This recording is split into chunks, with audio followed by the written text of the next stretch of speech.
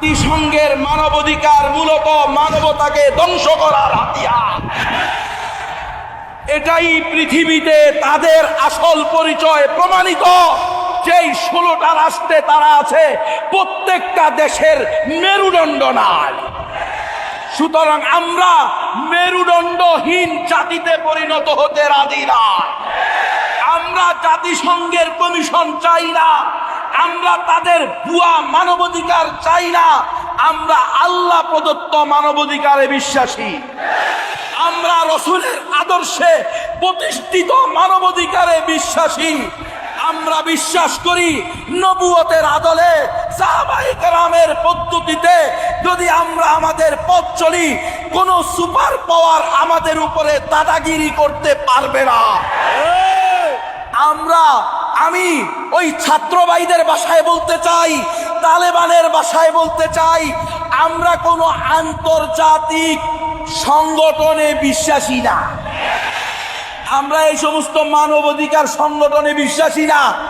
তালেবানদের বিরুদ্ধে বলেছিল যে আন্তর্জাতিক আদালত তাদেরকে নিষিদ্ধ ঘোষণা করছে, তাদের ব্যাপারে 2 জন নেতার ব্যাপারে তারা তাকে গ্রেফতারি পরোয়ানা জারি করছে।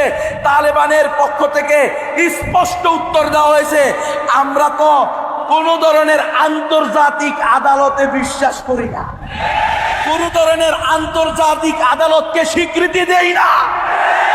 তালেবানরা কি হয়েছে? মরে গেছে। আজকে কথা বলা হয় দেশকে তালেবান বানাবেন। ওই বেটা বেআক্কল, গাদা, বেকুব, বেহুদা, বেলাদা, বেহসম, বেহায়া, সারা বিশ্ব যেখানে তালেবানের কাছে মাথা নত। তোর বাপ আমেরিকা তালেবানের কাছে গিয়ে মাথা নত, রাশিয়া তালেবানের কাছে হাঁটু গেঁথে বসছে, চায়না তালেবানের দয়ার দিকে তাকিয়ে আছে, ইন্ডিয়ার মতো মালাউন মুশরিকরা তালেবানের দয়ার দিকে ভিক্ষা করতেছে। আর তুমি বসে আছো তালেবানের মতো। দেখাও গত 3 বছরে পুরো আফগানিস্তানে কয়টা দর্শন হয়েছে? গত 3 বছরে পুরো আফগানিস্তানে কয়টা ডাকাতি হয়েছে?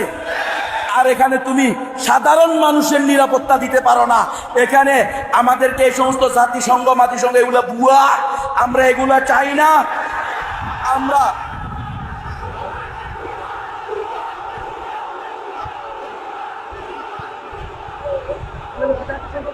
আমরা মুহিবুল্লাহ বাবুনগরী রহমতুল্লাহ আলাইহির কাছে আমরা সকলে যাব। হুজুরকে আমরা বলবো, হুজুর আপনার আব্বা ছিল মুজাহিদে আজম, আপনার মামা ছিল কায়েদে মিল্লাত, আপনার বাগিনা আমার শাইখ মুর্শিদ আল্লামা হাফেজ শাহ জুনায়েদ বাবুনগরী, তিনি আমাকে বলেছেন, নবী এই সমস্ত গণতন্ত্র মন্ত্র দিয়ে হবে না, ফেদায়ী টিম তৈরি করতে হবে। নাসরুম মিনাল্লাহি।